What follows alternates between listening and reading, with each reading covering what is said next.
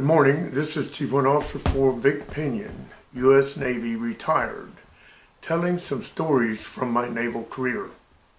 This story is when I was the bow catapult chief aboard the USS Ranger CV-61. And in this story, I want to tell about the two first-class petty officers that were in the bow cat's crew. Cat 1's cat captain, ABE-1 Maurice Bedel, and Cat 2's cat captain, ABE-1 George Chandler. Both of them were very good men. They were good petty officers, but they exhibited different character traits like just about everyone does. Where George Chandler was always calm and in charge, and he could handle his crew being excited and confused and whatnot, and he could get control of situations and calm people down and get them to perform. Where Bedel had never worked steam catapults before in his life. He had worked hydraulic catapults, but he had never been to school for steam catapults. He knew not much about them. But he was a first-class petty officer, and he had been assigned to be the catapult captain of catapult number 1, Cat 1. Well, another problem there was only about 3 or 4 men of the 17-men Bobcat's crew that had been aboard the ship when it went into that shipyard, the San Francisco Naval Shipyard, for this 1-year-long comprehensive overhaul. Well, Bedel was one of those. He reported aboard in the middle of the overhaul. But the problem was he didn't have anyone in his crew. He had one man in his crew who had some previous experience. The rest of them were either straight out of boot camp or come from somewhere else where they had no catapult experience.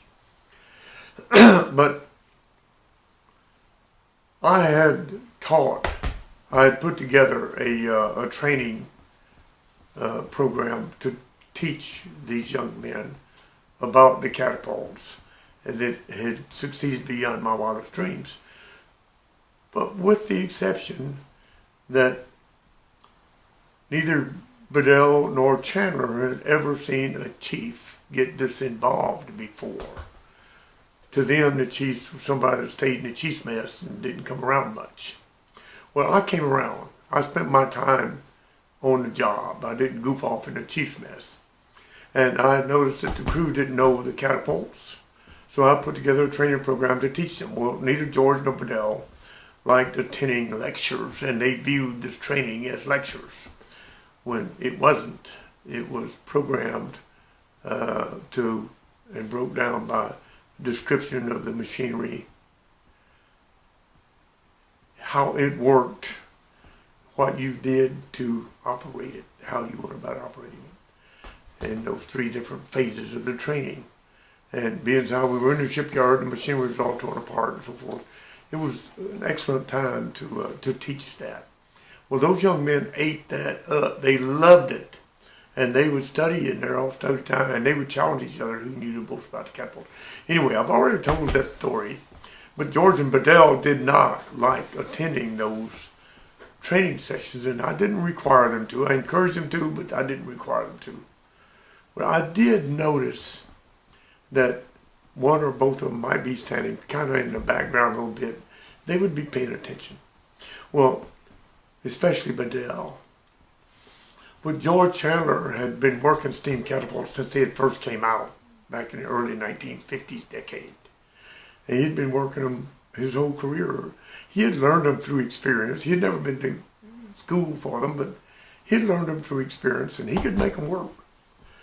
But the character traits of these two people, these two petty officers, Bedel was a spit and polish man. Everything was clean, sparkling, shiny. His machinery, his spaces, and his people. They were all squared away.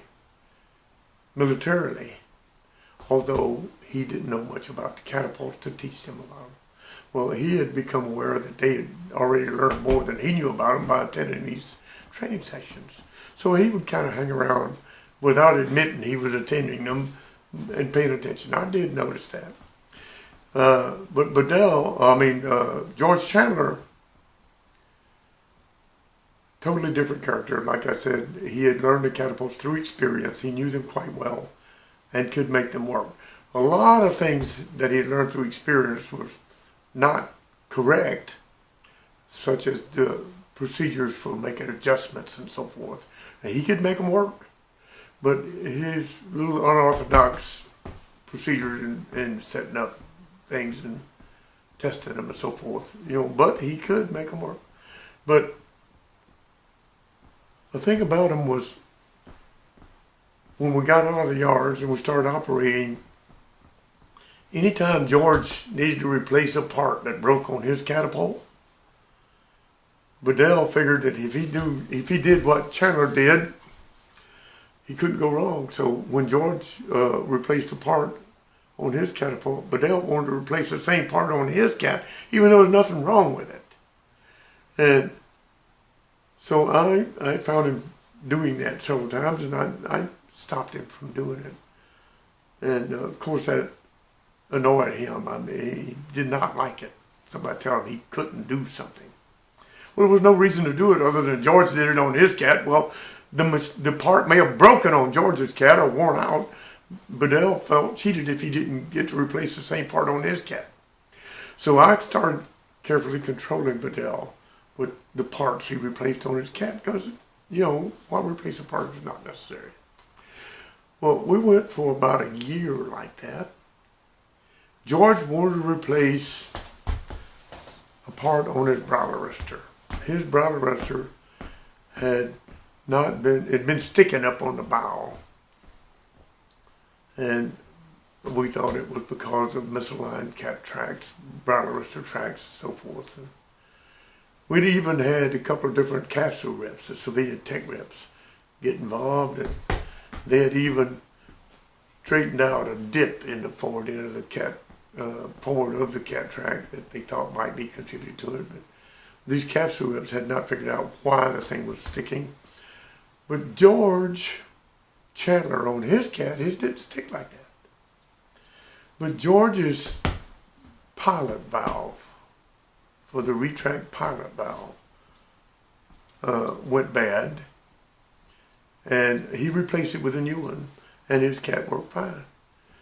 So Bedel figured that his pilot valve wasn't working right, and that's why his was sticking up on the bow. And it cost us a lot of work going up, beating on it with sledgehammers and stuff. And so he wanted to order a new valve for his. I said, Bedel, there ain't nothing wrong with yours.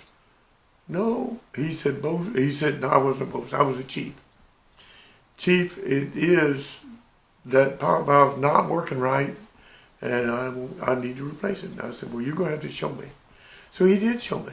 He was right. We replaced that pilot valve, and his problem was over. And I was embarrassed by that, because we'd been experiencing that problem for about a year. But it took George's malfunctioning and him replacing his for Bedel to, of course, he always wanted to replace whatever George replaced. But Bedel looked at his carefully, because I'd been requiring him to show me before I'd let him replace a part. Well, he was right, and I had been wrong. And all these tech reps and everybody else, and George Chandler too, trying to troubleshoot Bedel's cat. But Bedel did figure it out, and he was right. Well, I acknowledged that he was right and I was wrong, and told him that, Bedel, you did good. Well, so no matter who you are, you can learn things from people that are junior to you and that are under your charge. You do it. You should pay attention to them. But I did learn this from Bedel. Of course, it angered him that I had not wanted him to replace that valve. and made him prove to me that it needed to be replaced. Well, that's all good. Well, I learned something there too. But boy, did Bedel, he loved that he had been right and the chief was wrong. But I did acknowledge it. That's an important thing. They went on, and George Chandler did make chief. But Bedel, I don't think he ever did. I think he retired as a first class. But we transferred off the Ranger and went on our ways. But I always remembered this situation where I had been restricting Bedel's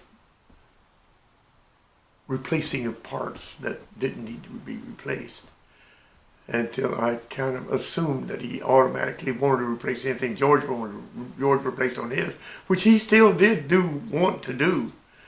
But this time, although all those other times he'd been wrong, this time he was right.